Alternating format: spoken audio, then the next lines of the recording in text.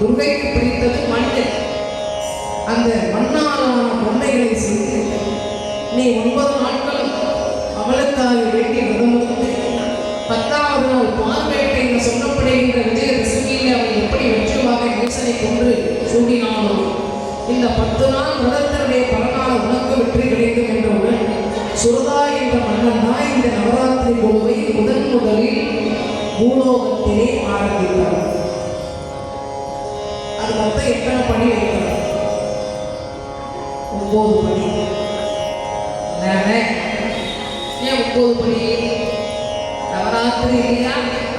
9 நாள் இரவு சண்டைத்தான் இந்த மனுஷனுடைய வீரர்களை ஒரு நாளைக்கு ஒவ்வொருத்தனாக கொண்டு வந்ததுனாலே 9 பணி. 9 வைக்கணும்னா 7 வைக்கலாம், 5 வைக்கலாம். அப்படி வைத்து அந்த ஒரு பணி வைப்பது வழக்கம். அதில் 9 பணி. அந்த 9 படியில் முதல் படியில் என்ன வைக்க வேண்டும்? ஒரே அறிவு கொண்ட ஜீவராசி.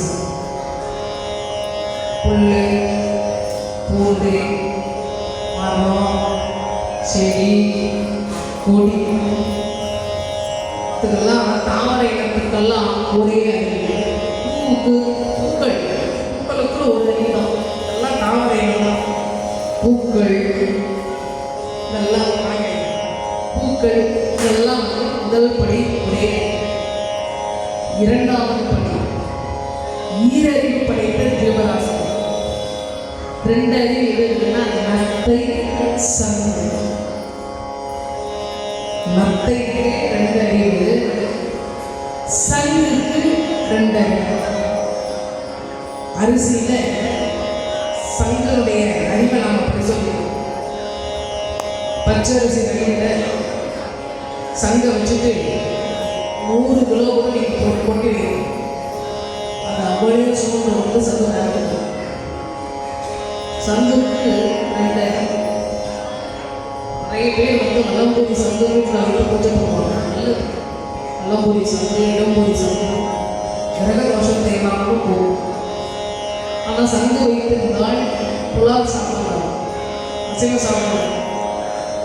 அந்த வகையிலே அந்த சங்கானது காது வச்சு பார்க்கணும்.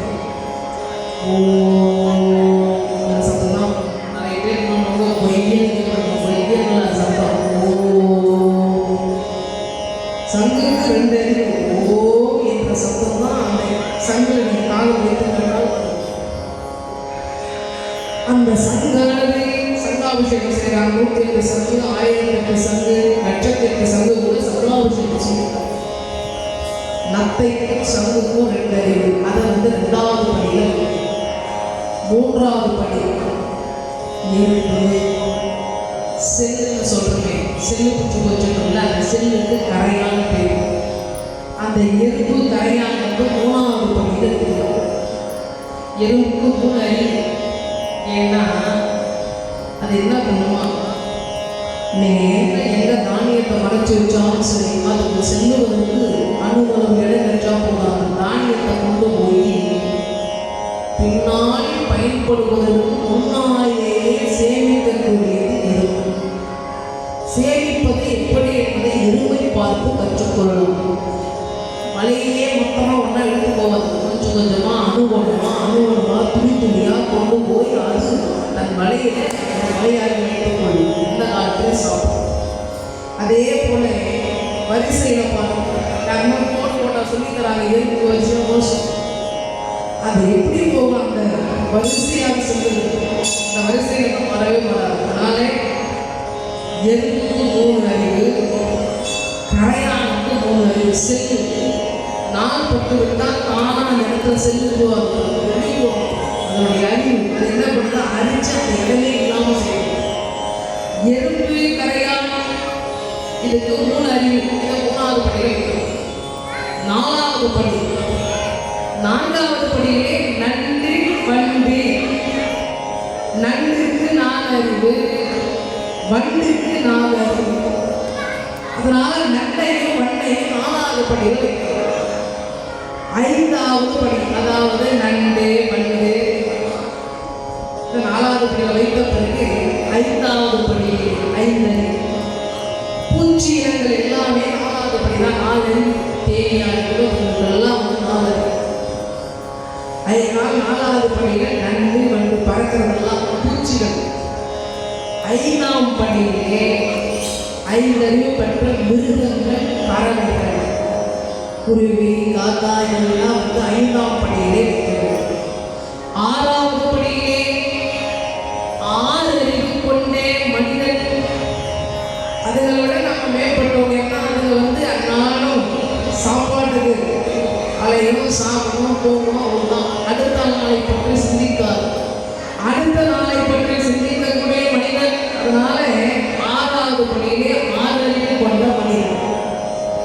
7வது படி நம்மளை விட மேம்பட்டவர்கள் யாருன்னா சித்தர்கள், ஞானிகள், மகான்கள். இவங்கெல்லாம் வந்து நம்மை விட மேம்பட்டவர்கள். அவங்க இருக்கிற இடத்திலே நடக்கிறான்னு சொல்லுவாங்க. தாயுமானவரே ஒரு இடத்துல அமர்ந்து கொண்டிருந்தார். தாயுமானவர் ஒரு கணக்காக வேலை செய்து கொண்டிருந்தார். திடீர்னு கையில் இருக்கிற காய்கறி கஷ்டப்பட்டாங்க. இல்லை, மீனாட்சி அம்மாவுடைய திரைச்சலை பற்றி கொண்டு அதை இவந்தே கசகாங்க. அந்த திரைச்சலை எதிர்த்த முதிர்ந்தே ஞானத்தாலை கண்டு கசகு போனார். இந்த கசக உடனே அங்கே நெருப்பு வைத்து, அதனாலே நம்மை விட மேம்பட்டவர்கள் ஞானிகள், மகான்கள், சித்த புருஷர்கள். அவங்க 7 என்று கொண்டதுனால 7ஆம் படி. 8வது படியிலே அஷ்டே வசுக்கள், சப்தே ரிஷிகள், தேவேந்திரன் இவங்கெல்லாம் வந்து 8வது படியிலே அவங்க கண்ணி வைக்காது, அவங்களுக்கு நிழல் கிடையாது, அவங்க கால் மண்ணில் பதியாது, அவங்களுக்கு மரணம் கிடையாது. இவர்களை 8வது படியில் வைக்கணும். 9வது படிக்கு 9வது படியில் யாருன்னா இவர்கள் எல்லாரும் இயக்கக்கூடிய பிரம்மதேவர், மகாவிஷ்ணு, சிவபெருமான், ராஜா ராஜேஸ்வரி, லக்ஷ்மி, சரஸ்வதி, பார்வதி தெய்வங்களை எல்லாம் 9வது படியிலே வைக்க வேண்டும். அதே வரிசையில் நம்முடைய ஆலயத்திலே வைத்திருக்கிறார்கள். குழந்தைகளா உண்மையா இல்லை, ஒவ்வொரு படியிலும் ஒவ்வொரு சிக்கராசியை அந்த கணக்கப்படுதான் வைத்திருக்கிறாங்க. இப்படிதான் நவராத்திரி ஒழுங்கு. ஏன்னா இப்படி எல்லாரும் அவங்க சக்தியை கொடுத்து குருவை உருவாக்குனாங்கன்னா 9 படி வைத்து சுரதாயின்ற நவராத்திரி ஒன்று கொண்டாங்க. புல்லு போட்டு 2 அறிவு கொண்ட அத்தை சங்கு, 3 அறிவு கொண்ட இருப்பு கரையான், 4 அறிவு கொண்ட நண்டு வண்டு, 5 அறிவு கொண்ட முகங்கள், பறவைகள், 6 அறிவு கொண்ட மனிதர்கள், 7 அறிவு கொண்ட சித்தர்கள், தேவர்கள், ஞானிகள், மகான்கள், 8 அறிவு கொண்ட அஷ்டவசுக்கள், அஷ்டவசுக்கள், அதற்கு பிறகு அஷ்டதிக்கு பாலர்கள், 9 அறிவை கொண்ட தெய்வம். நம்மையெல்லாம் ஆளக்கூடிய தெய்வம். இத்தனை சக்தி ஒன்றாக சேர்த்து கனக துர்க்கை உருவானதாலே சுரதா மன்னன் 9 படி வைத்து அவங்கெல்லாம் அவங்க சக்தியை விட்டுட்டு இதே மாதிரி பொம்மையாக நின்றார்களாம். அந்த பொருள் எப்படி பொம்மை நிற்கிறது அதுபோல அவங்க சக்திகளை எல்லாம் அந்த அம்மாவுக்கு கொடுத்து விட்டு 9 நாளும் ஆடாம அசையாமல் புல்லு போட்டு ஆடலை, எறும்பு கரையும் ஆடலை, நண்டு வந்து ஆடலை, பறவைகள் பறக்கலை, மிருகங்கள் அசையலை, தேவர்கள் அசையலை, மூவர்கள் அசையலை, முனிவர்கள் அசையலை, அஷ்டதிக்கு பாலர்கள் அசையலை, ஞானிகள் அசையலை. இப்படி எல்லாரும் அவங்க சக்தியை கொடுத்ததுனாலே அவங்க எப்படி அசையாமல் இருந்தார்களோ அதே பண்ணை அந்த குழுவிலே வைத்து சுரராமண்ணன் பூஜை செய்தார். சுரராமண்ணன் பூஜித்தால் ஒவ்வொரு நாளும் ஒவ்வொரு பிரசாதத்தை வைக்கின்றார். சுண்டல் வைக்கின்றால் சுண்டல் எப்படி தனித்தனியாக இருக்கிறதோ நம்முடைய சுண்டல் அம்பாளுக்கு சுண்டல் வைக்கிறது ஒன்னோடு ஒன்று ஒன்றாக தனித்தனியாக இருக்கும். இந்த பாசிப்பருப்பு போட்டாலும் சரி, மூக்கடலையை போட்டாலும் சரி, தனித்தனியாக இருக்குது. அது போல என்னுடைய துயரங்கள் எல்லாம் தனித்தனியாக போகட்டும் தான் சுண்டல் நைவேத்தியம் பண்ணுறோம். அக்கால அடிசு இதெல்லாம் அம்பாளுக்கு நைவேத்திய பிரசாதம் எவ்வளோ இனிப்பாக இருக்குது. அந்த மாதிரி எனக்கு என் வாழ்க்கை விஞ்ஞான சித்திராண்ணங்கள் பலவிதமான அண்ணங்கள் எப்படி அம்பாளுக்கு நைவேத்திய பிரசாதம் செய்து 9 நாளும் நவராத்திரி விரதம் வந்து 10வது நாள் மார்க்கெட்டை பூஜை செய்து நிறைவு செய்து நிறைய தானங்கள் கொடுக்கிறோம். தானங்கள் வழங்கியவருடைய பகவானியான சுரராமண்ணன் சிறப்பாக போரிலே வெற்றி அடைகின்றார்.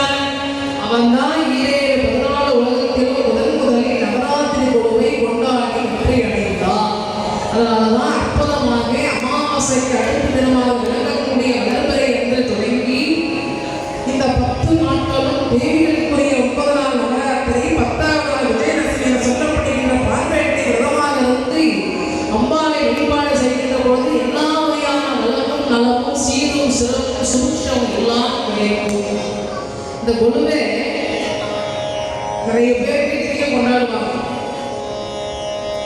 நம்ம வீட்டில் நிறைய பேர் அவங்க வீட்டில் கொலு வைப்பாங்க.